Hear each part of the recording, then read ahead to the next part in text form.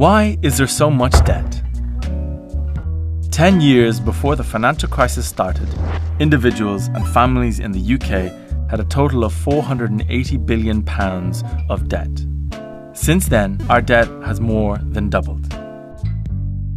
But who did we borrow all this money from? Was it from an army of grannies who have spent their whole lives putting money away for a rainy day? No.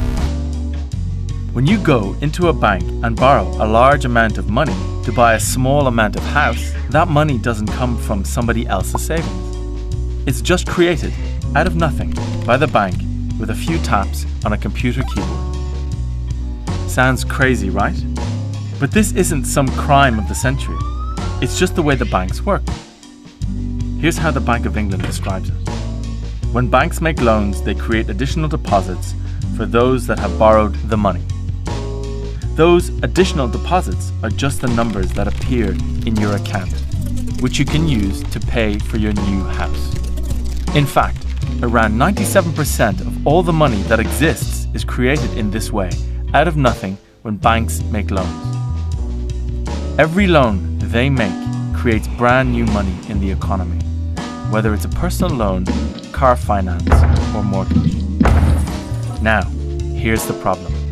If almost all the money we use is created by banks when they make the loans, then for every pound of money, there has to be a pound of debt. If we want more money in the economy, we have to go further into debt to the banks, because more borrowing from banks means more new money is created. But the process happens in reverse when we repay loans. When we pay down our debts, the money effectively disappears. This makes it impossible for all of us to reduce our debts.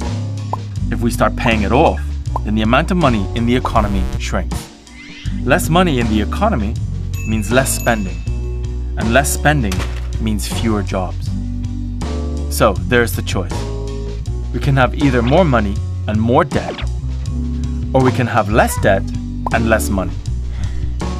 When the only way to get money into the economy is to borrow it from the banks that create it, then we'll always be trapped under a mountain of debt. But it doesn't have to be this way.